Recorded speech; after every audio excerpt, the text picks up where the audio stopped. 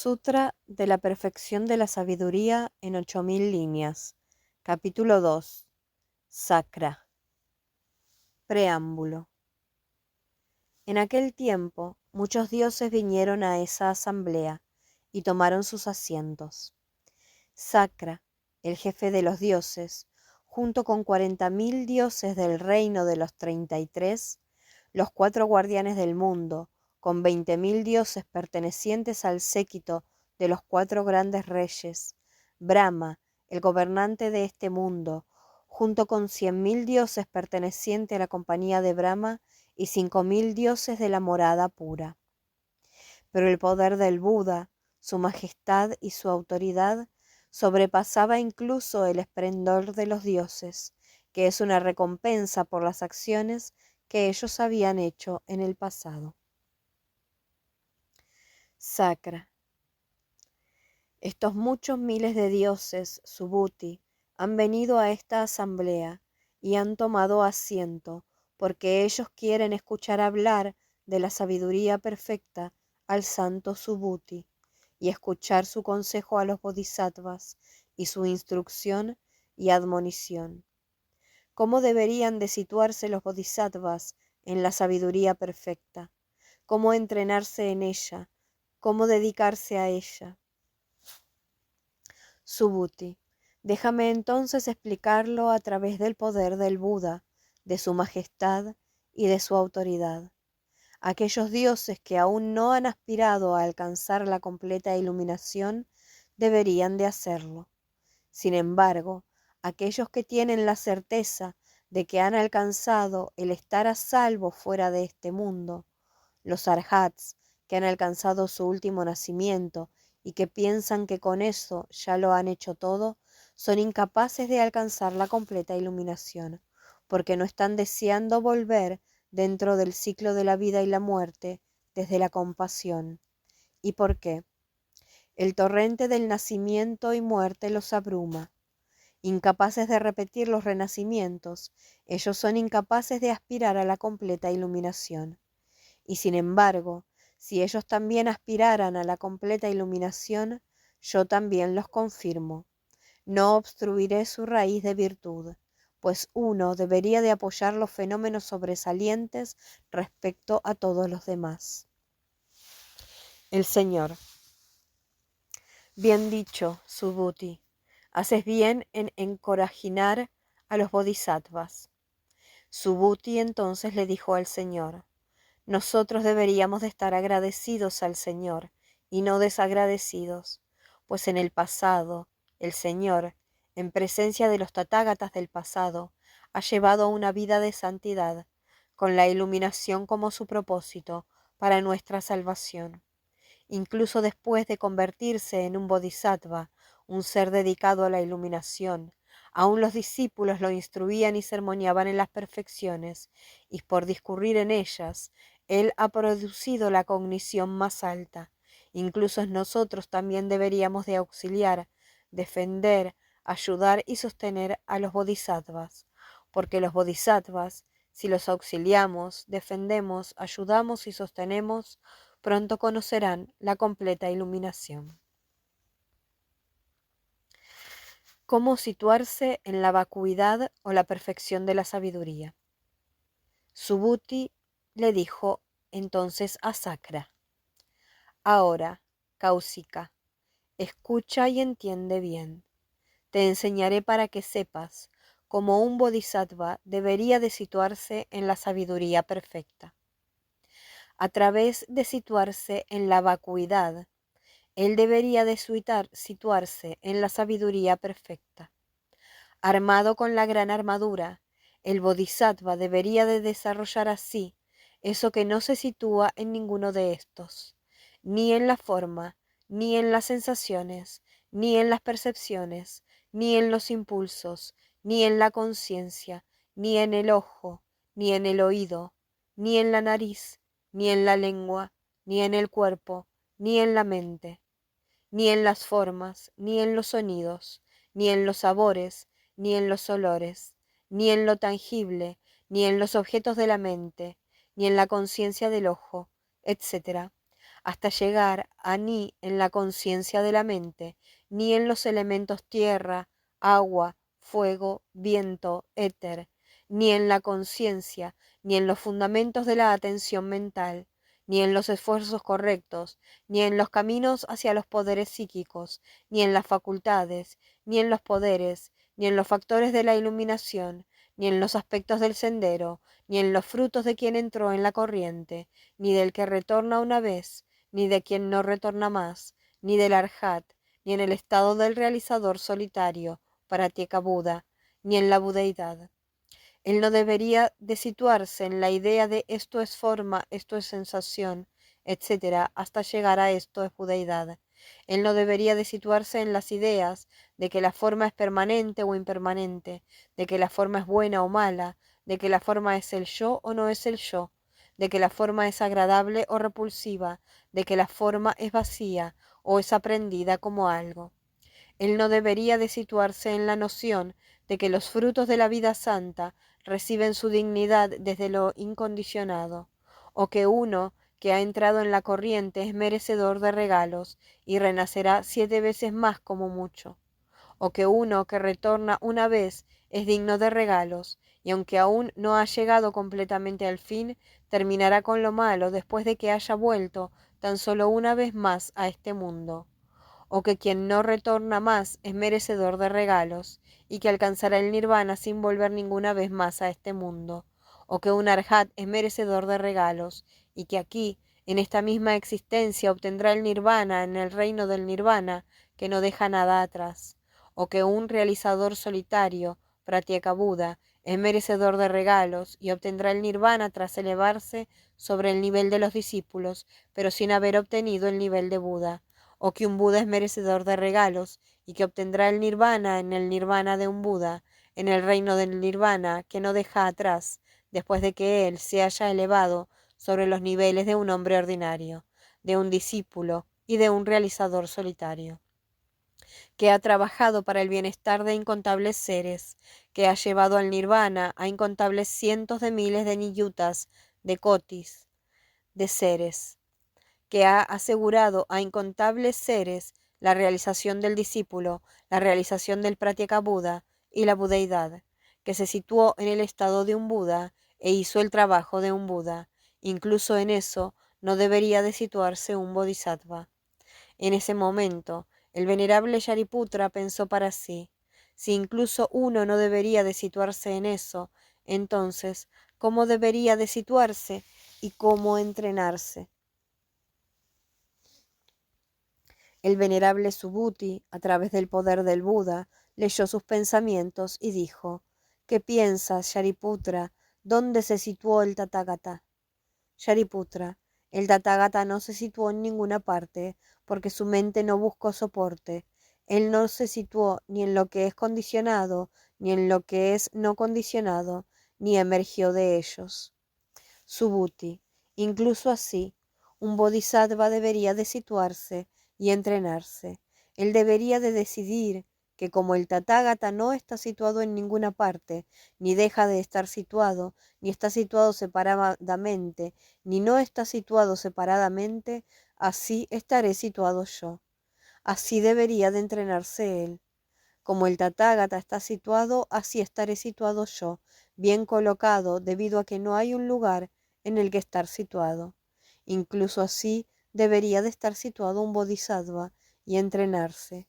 Cuando él se entrena de esta forma, él se ajusta a la sabiduría perfecta y nunca dejará de llevarla a su corazón. Los santos y sus logros son ilusiones. En eso, a algunos de los dioses presentes en esa asamblea les vino el pensamiento: lo que los fairíes hablan y murmuran, que nosotros entendemos entre dientes, que Subhuti solo nos ha dicho lo que no entendemos. Subhuti leyó sus pensamientos y dijo: no hay nada que entender finalmente, pues nada en particular ha sido indicado, nada en particular ha sido explicado. Entonces los dioses pensaron: Que pueda el santo Subhuti extenderse en esto, que pueda el santo Subhuti extenderse en esto. Lo que el santo Subhuti explora, demuestra y enseña es más remoto que lo remoto, más sutil que lo sutil, más profundo que lo profundo. Subhuti leyó sus pensamientos y dijo: nadie puede obtener ninguno de los frutos de la vida de santidad o guardarlos desde el fruto del que entra en la corriente hasta la completa iluminación, a no ser que pacientemente acepte lo inaprehensible del Dharma. Entonces los dioses pensaron: ¿qué debería de desear ser uno de aquellos que están respetuosamente para escuchar la doctrina expuesta por el santo Subhuti? Subhuti leyó sus pensamientos y dijo: aquellos que aprenden el Dharma de mí deberían de desear ser como una ilusión mágicamente creada, pues ellos no oirán mis palabras ni experimentarán los hechos que ellas expresan. Dioses, los seres que son como una ilusión mágica, ¿no son tan solo una ilusión? Subhuti, esos seres son como una ilusión mágica, como un sueño, pues la ilusión mágica y los seres no son dos cosas diferentes, son sueños y seres. Todos los hechos objetivos también son como una ilusión mágica, como un sueño. Las diversas clases de seres santos, desde el que entra en la corriente hasta la budeidad, también son como una ilusión mágica, como un sueño. Dioses, dices que un Buda completamente iluminado es como una ilusión mágica, como un sueño. Dices que también la budeidad es como una ilusión, como un sueño. Digo que incluso el nirvana es como una ilusión mágica, como un sueño. ¿Cómo no va a serlo mucho más cualquier otra cosa? Dioses, santo Subhuti, dices que incluso el nirvana es como una ilusión, como un sueño. Subhuti, si por fortuna hubiera algo que pudiera ser incluso más distinguido, yo también diría respecto a eso que es como una ilusión, como un sueño, pues ilusión y nirvana no son dos cosas diferentes, son sueños y nirvana. Entonces el venerable Shariputra, el venerable Purna, el hijo de Maitrayani, el venerable Mahakaustila, el venerable Mahakatyayana, el venerable Mahakasyapa y otros grandes discípulos, junto con muchos miles de bodhisattvas, dijeron: Subhuti, ¿quiénes son aquellos que aprenden esta sabiduría perfecta tal como fue explicada aquí? Entonces el venerable Ananda les dijo a aquellos muy venerables: los bodhisattvas que no pueden abandonar lo aprenden, o las personas que han alcanzado las visiones del sonido, o los arhats en quienes las efusiones se han secado. Subhuti, nadie aprenderá esta sabiduría perfecta tal como se explicó aquí, pues ninguna doctrina ha sido finalmente indicada, elucidada o comunicada, así que no habrá nadie que pueda aprenderla. Las flores de Sakra. En ese momento a Sakra le vino el pensamiento: ahora, para venerar este discurso sobre el Dharma que está siendo enseñado por el santo Subhuti, he de conjurar algunas flores y esparcirlas sobre el santo Subhuti. El venerable Subhuti pensó para sí a modo de réplica: estas flores que ahora aparecen entre los dioses de los 33, yo nunca las había visto antes. Estas flores, las cuales ha esparcido Sakra, son creaciones mágicas. Ellas no provienen de árboles, arbustos o enredaderas.